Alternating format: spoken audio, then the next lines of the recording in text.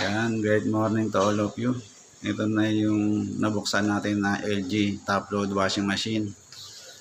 Yan na. So, malilinisan na natin siya. Tapos ito yung pinaka drum niya. Ayan. Kapal na rin ng dumi. Yan o. Paikot. Ayan. Then yung cover, ito yung pulsator. Okay. Ito yung mga tools natin na ginamit.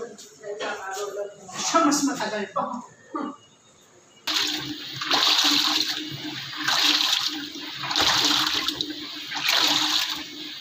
Ayan. Tapos siyang malinisan. Then yung wash cycle niya. Wash cycle na po yan.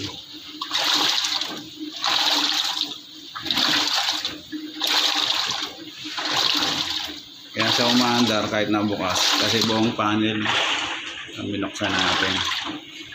Sarado na ulit natin. Yan.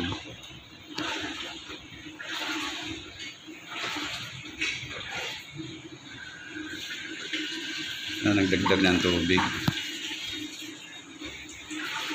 Ma'am, ito na po yung wash na ma'am.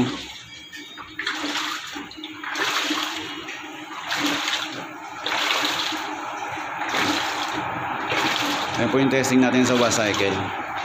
Bumakas ba? Ganun pa rin naman ho. Oh. Ang ano bago lang ho dyan, na-refresh yung loob kasi nabaklas natin, nalinisan. Yan. Yan yung wash cycle niya. Kasi pag sa pinto, di natin binuksan, di natin mabuksan, nakalak yan. Kaya buong, ano, para makita natin kung paano siya mag-wash. Ayan. Diba? Mag-wash na siya. Na-testing naman natin yung spin niya kanina. So, okay naman na ho yan. Yan. Katapos niya mag-wash. Yan, nag-drain na siya. Yan, umagos na yung tubig. Yan. Na-fix na rin natin itong pinaka-panel. So, naka-screw na siya.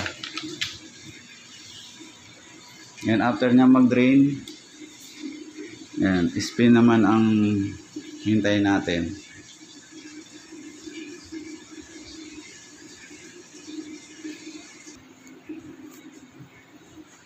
Yan, pagkatapos niya mag-drain ng tubig, yan, wala nang drain. Nag-i-spin na siya. Yan, spin cycle. So, yung tunog ng wash saka sa spin, halos di mo marinig yung andar ng motor. Talagang isa to sa mga tinatawag natin na tahimik.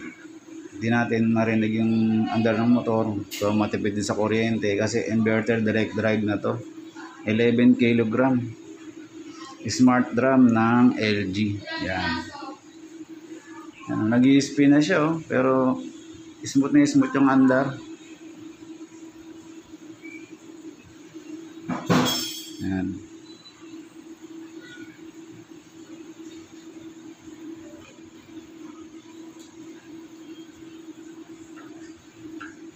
Maraming sa lahat ng manonood at sa mga sumusuporta. Yan.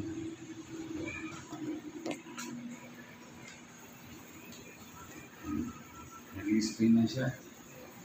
Then, sa lahat ng mga hindi pa nakapag-subscribe, don't forget to hit the bell notification para lagi kayo updated sa mga bagong video. Thank you very much.